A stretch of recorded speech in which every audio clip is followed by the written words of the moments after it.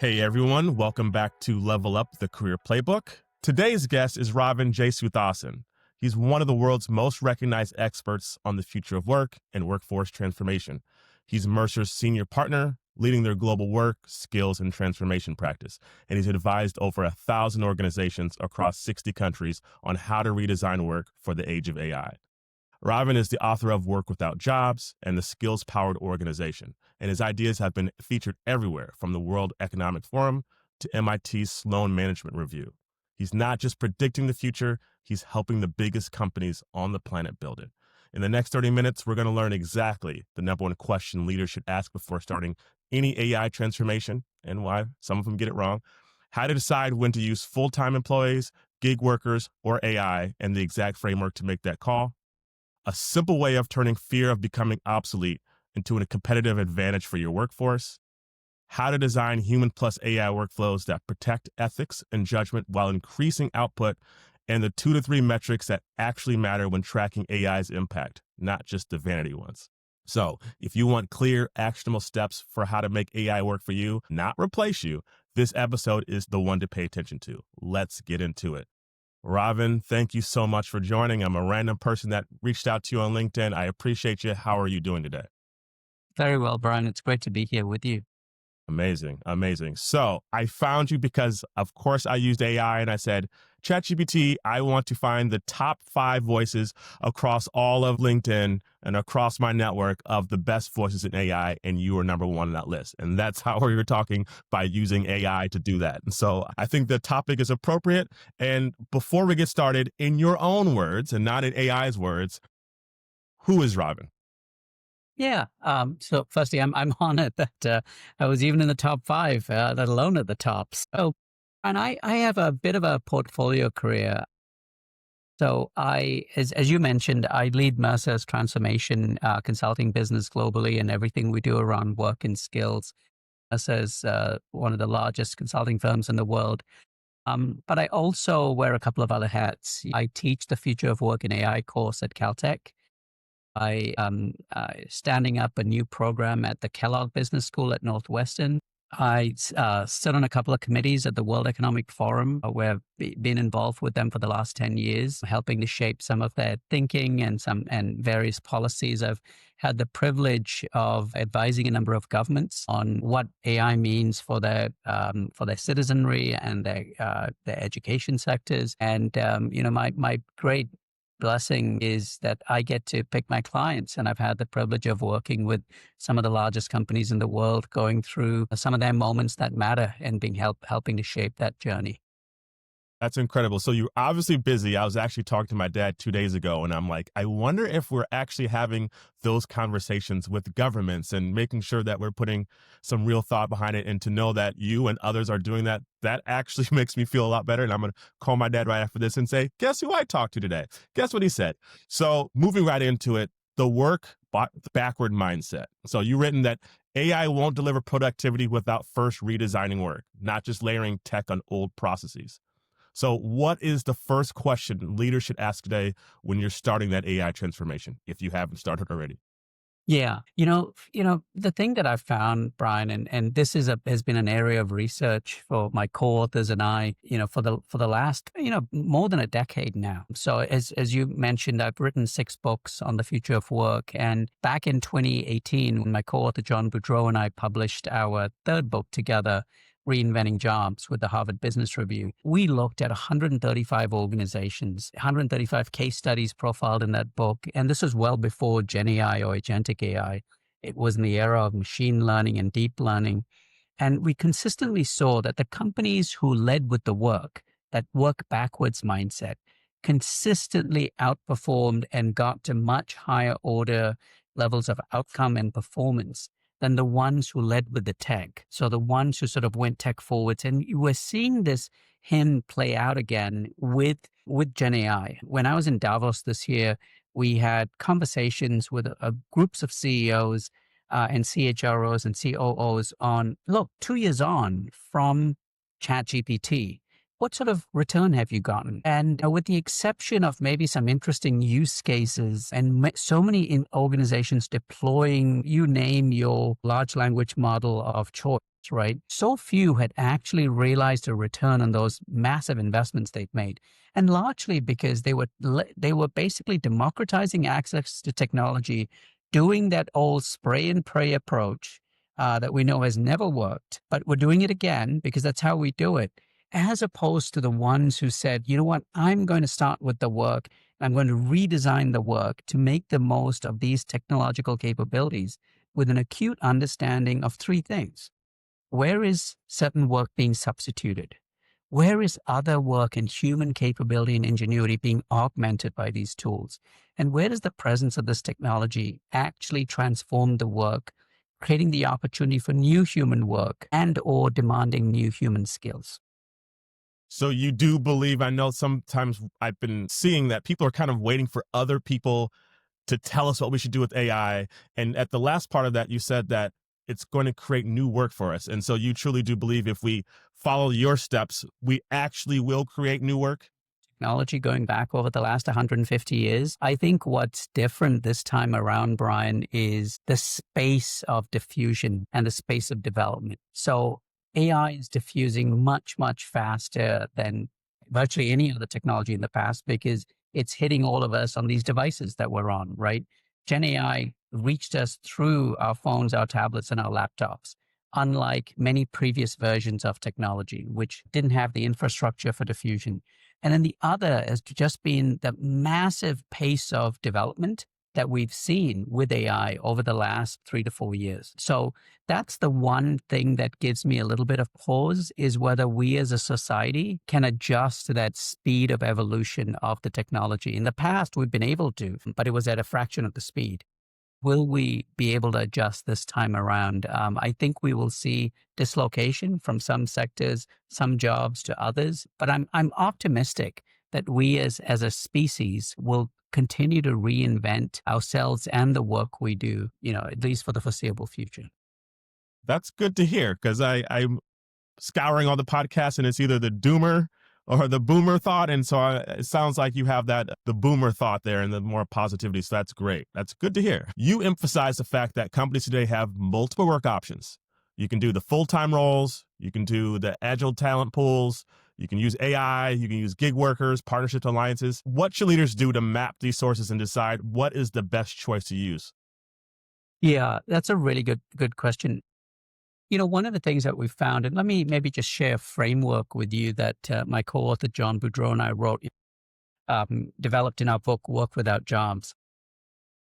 What we wrote about in that book was the need for a work operating system that is fundamentally different because of precisely what you've just shared. Is we have work options that have, exploded in terms of how they can, in terms of what they are and how they can be utilized by companies and business leaders. And the only way you do that is by starting with, these four principles. So the first is, what is the work that needs to be done? Either the work that exists or the work that's to come. Secondly, what's the optimal combination of human skills and machine capability? What I mentioned a second ago, where do these technologies substitute what might be done today? Where do they augment? Where do they transform? Thirdly, asking the question of, for the work that's going to be done by humans, what's the best way for engaging people in that work? Should it be an employee in a full-time job? Should it be an employee who's in a more agile talent pool, connecting to work through projects and assignments and gigs? Should it be the employee of your outsourcer, be an alliance partner who's bringing some new capability and skills to solving something that's solving a different problem for you? Should it be a gig worker? What's the best way for humans to engage with the work, given costs, risks, skills, and capabilities, as well as the value exchange with those individuals? And then lastly, and this is the most important part, Brian, is how do we ensure that we aren't just building a new, a new version of something that maybe has existed for 140 years? How do we instead create a mindset, skill set, and tool set, as my friend Gary Bowles would talk about, that enables the perpetual reinvention of work? Because we know the work is going to change. We know technology is going to change. We know there's going to be new options for getting work done. So how do we create that model that's built to reinvent, and where we aren't getting calcified into a model that, may look really cool now, but 2 years from now is no longer fit for purpose. And practically, are you thinking that at our job, should we be sitting at a whiteboard and actually coming through with the four considerations? Or what are you seeing that's working for people to actually dig in and really get those details down? Yeah. So what we've seen organizations do is I wrote about this in a recent Sloan Management Review article where we showcased a case study of a large financial services organization which redesigned all of their work around some of these emerging technological capabilities, as well as the emerging capabilities of their new global capabilities center that they had established. It really starts with that redesign, right? Understand taking the job or the process, deconstructing it into its activities, analyzing where work can be redeployed to automation, augmented by AI, where the presence of AI perhaps has reduced skill premiums, allowing me to deploy that piece of activity now to a more junior person in my shared services center, as opposed to the more experienced senior person who was doing it previously without the benefit of the technology. And then where does the presence of these new options allow me to free up my most experienced, capable people, in the case of this bank, to deal with my customers, to help onboard new customers onto our platform, to increase our share of wallet, etc. So just radically re-envisioning work. And the beauty of this, Brian, is, yeah, it's hard work, right? It's easy to say, well, I'm going to just stick a piece of technology and pray we get some results, and maybe I'll get 2 or 3% gains. But the hard yards of deconstructing work, redeploying it to these options, and reconstructing new ways of working, we've seen yield exponential gains. And I'm talking 40, 50% improvements in capacity being released, 30% improvements in profitability. And that's the beauty of this reinvention of work that, for the organization so willing to do the work. I've been trying to figure that out where I work, and I've made sheets of just basic sheets to get my leaders to start thinking about it. And so you answered the question that I was going to have next of what are we going to do? And to your point, it's spend time with the customer, actually do the things that are going to bring more money in. And so I think right now for a lot of people, it's nebulous, like it's going to take my job. And that leads into my next question. And it's a term until I found you, I never heard of, FOBO. Workers report rising fear of becoming obsolete because of AI. What is one concrete step we can take immediately to turn that fear, that scared mindset into an advantage? Yeah, that's a great question, Brian. I feel it too. Yes. Yeah, I think, my co-author, Tanuj Kaplashrami, who's the Chief Strategy Officer at Standard Chartered Banker, and I wrote about this in our last book that came out in October called The Skills Powered Organization, is every organization really needs to make development the epicenter of its value exchange with its workforce, designing in space for learning and well-being into the flow of work. So the promise has to be one of, I will keep you relevant for a changing world. And I'm going to keep giving you access to upskilling and reskilling opportunities. I'm going to give you the flexibility and opportunity to take your skills and deploy them to other parts of the business, to take on projects and assignments, to acquire new skills. I think that really needs to be at the heart of the deal, because as we introduce more and more AI, it's not entire jobs that will change wholesale. It's bits and pieces of jobs, right? Certain tasks, as we said at the beginning, are going to be substituted. Others are going to be augmented, and yet other work going to be created. So how do I ensure that I can upskill you for the role you're in today? Because that role is going to change. How do I ensure that I can reskill you? So if that change is too significant for you, how can I reskill you and utilize you elsewhere in the organization? Or if it's not working for either of us, how can I outskill you to not just say our legacy outplacement, right? Where I gave you a check and a phone number to call when I let you go, to actually saying, you know what? I'm actually going to show you the skill gaps between your skills and what's being demanded elsewhere. I'm going to help you close those skill gaps. I'm going to give you a stipend while you reskill, and then I'm going to help place you elsewhere. That to me is a fundamentally different way of thinking about our commitments to the workforce. Yeah, that's definitely fundamentally different, but feels like the right way. I have the fear, I think most of us do. I read an article where it says that at some point we should be able to replace even CEOs and everybody's going to be able to be replaced. And so I know that's probably swinging the pendulum too far. Do you feel like there's some validity there where, although it might take a long time, the way that we're making this pace of change in AI, could it really do our jobs better than us? I think there's very few jobs in their entirety that can be replaced. I think, there's certainly some, like, we're seeing it with coders, where AI is able to write some base, some code. But, the coders who have critical thinking, who have creativity, who can innovate, who have the ingenuity, they're the ones who are earning these exponential market premiums because they understand the technical domain, but they've got the ability to sort of see what's coming next. They've got the ability to sort of mobilize what they're doing and make it fit for purpose and drive the reinvention of the organization. So, I struggle to see a world where there is just the wholesale replacement of human ingenuity and creativity by AI. I may be proven wrong, but I think we are a long, long, long way from that. But certainly AI has advanced a lot quicker, and I think the advances with AI agents in particular are transforming workflows, have the potential to transform workflows a lot more significantly than any previous versions of the technology. All right, that you're giving me hope in this. I was expecting to walk in and to be like, okay, can we make the transformation? You're giving me hope, but the progress. The other day, I went onto Replit. I had this idea for a career skills development platform where you can go to figure out your skill gaps. I had a white paper of all the things, all my ideas, and Replit built my site in 7 minutes. And I'm like, if this huge idea that I had that's going to find the jobs, help you with resumes, skill development, build this, it's a pretty big idea that I had. And it built it in 7 minutes. And that's why I'm always worried, like, can this replace me? But you are giving me hope that maybe it's definitely going to augment. But Yeah. if it's not going to replace, that's great to hear. Yeah. All right. You argue for moving from job-based to skill-based models. What does that actually look like? So like if I'm a mid-level manager, what does that look like? Where do I start?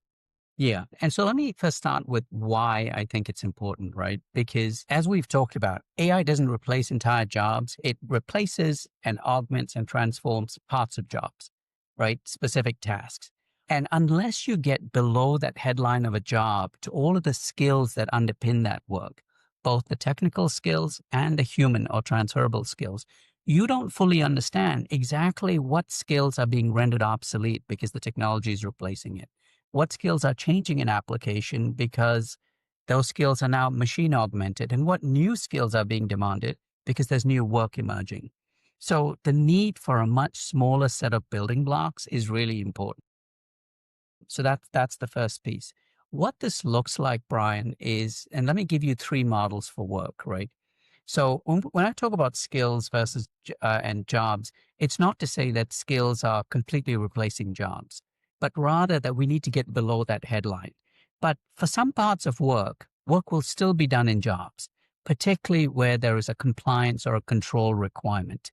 Your airline pilots, I'd like them to be doing their job full time and being dedicated to that because there's a lot of downside to them, moonlighting and being a pilot, right? So there is a premium to that dedication and, drillers on oil rigs, etc. So that's where the notion of a fixed role, but being a lot clearer about the skills required to do the work. What is the core input that generates the output? And in most organizations, you look at your job descriptions, you've got the dog's breakfast of stuff in there, right?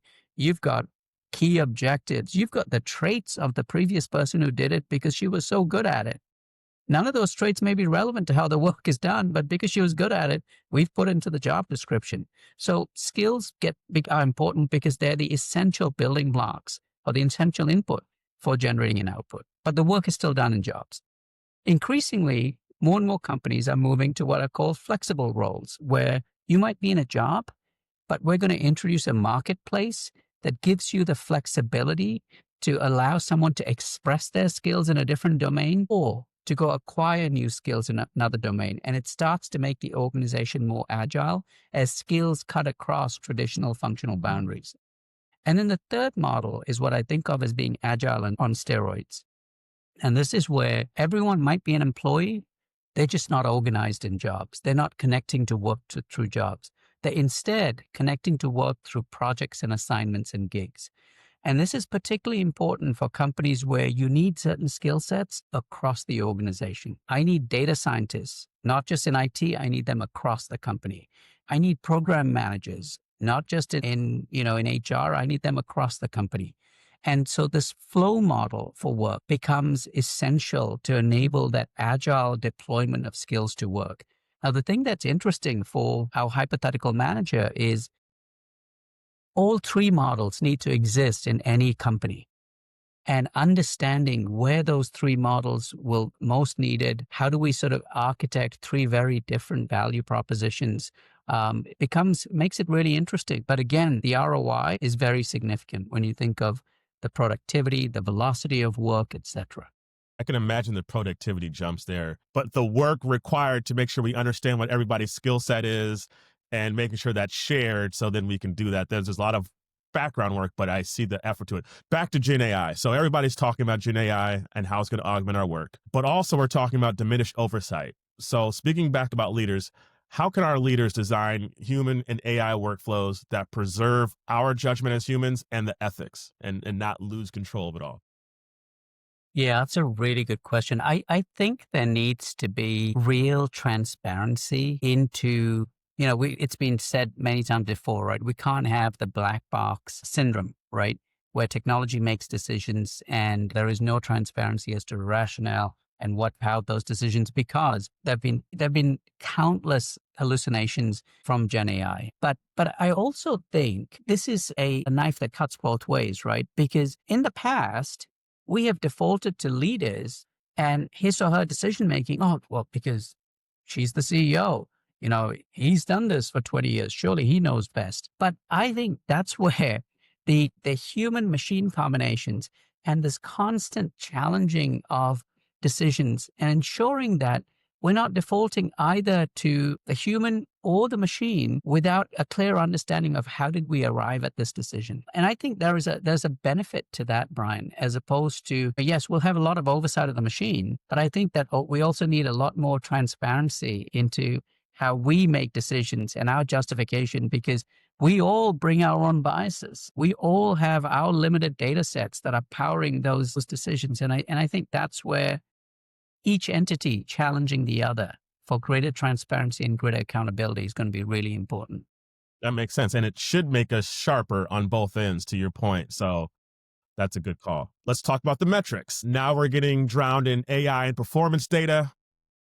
From what you've been seeing now, what are the 2 or 3 signals that we really should pay attention to the most, especially now versus all the 1,000 things that you can do with AI and pay attention to? Yeah, I sort of over-index to 3 things, Brian. Is it making our company more efficient? Is it making our people more productive? And how can we drive greater agility in the organization? Because we know the world we live in will be exponentially more uncertain and volatile tomorrow than it is today or than it was yesterday. So how do we ensure that we've got the agility to pivot human capital, financial capital, intellectual capital, fixed capital at scale and speed to where those various types of capital are needed the most? You were talking about the creativity and kind of the abstract thinking. So obviously we're hiring people that are able to use AI and also have the creativity and the problem solving and combining those. So for people that are just feeling like this is a lot going on, I'm still trying to figure this out. What is one behavior that they could start doing now to become that future ready thinker today? What could we do? The 2 skills that I think are absolutely the most important. One is curiosity. You are only as good at anything as long as you're curious about it, right? Your curiosity to keep learning and looking beyond your traditional boundaries, I think is essential. The other is learning agility, your willingness to sort of experiment and think outside of the stuff you've always done. If you're a finance person, great. How do you learn more about IT stuff? How do you learn more about HR stuff? How do you not confine yourself? And I think this is a super important point, Brian, because so much of our identity for the last 150 years has been bound up in the job that I do. And we've had the luxury of that job being limited in its focus, right? I'm a finance guy. I'm going to make my way up to CFO. And now we're saying, no, you'd actually need to be able to think outside of those boundaries. That notion of the symbol pi, right? That pie-shaped leader, someone who's deep in two or more domains, but has the ability to sort of look across and think laterally across any others, I think is going to be super important. And so that's where, I sort of tongue in cheek said, Descartes said, I think, therefore I am. My good friend Sherry Turkle, a psychologist, in 2019 said, I share, therefore I am. And I would extend that to say, I learn, therefore I am. And I love that, because as organizations, we obviously need to be helping our people grow, but a company's only going to be able to do so much, and I need you to do the job that we hired you for. And as we expand, of course, we'll get there. But I also need to be focused on, how do I learn? How am I sharing? What am I taking from other people? We have to be able to do that on our own. And like you said, there's people that are getting paid premiums because they figure that out probably outside of their own workplace of all the different skill sets. So that's a huge one. Two more questions, and I'll let you walk out here. In your work, have you seen teams resist AI first models? Is there something as far as communication or leadership structure that's helped people open up more quickly? Yeah. And you absolutely seen that, and it was captured in your question. I think when you start AI first, that is the kiss of death, right? Because you're doing the tech forwards thing. I'm going to throw technology, and technology is going to lead and shape everything, versus I'm going to start with the work, and I'm going to figure out how the tech is going to sit alongside all of this human capability I have. And I'm going to, as we said earlier, right, address the mindset, the skill set, and the tool set that's required for us to get to a fundamentally different performance level around productivity, efficiency, and agility by these optimal combinations. And I'm going to bring the workforce along, because if you don't bring the workforce along, who knows the work better than the people who are doing the work, right? And every organization that I've seen that has tried to do this top down by mandate has struggled, if not failed, versus the ones who engage the workforce and saying, hey, we're on a journey of co-creation and reinvention, and we want you alongside us. And our commitment to you is we will incentivize you to participate in reinventing the work. We will give you the space to upskill, reskill, et cetera. But you're going to be a part of the journey that's going to reshape the future. And that, to me, is absolutely essential to capturing the opportunity here. And that's exciting, and it will get your people more engaged. If I hear that they actually want me along this journey, like, I'm going to actually wake up now and pay attention. Last thing, you mentioned you have 6 books. I would love to plug. How can we find you? How can we find your books? How can we read your articles like I did? How can we find you?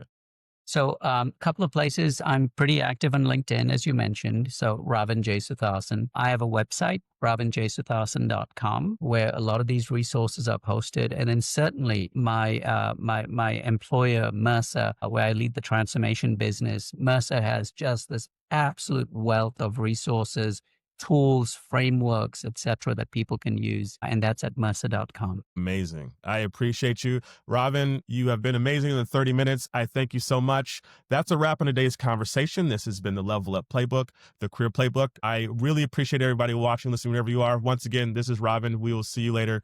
Take care, everybody.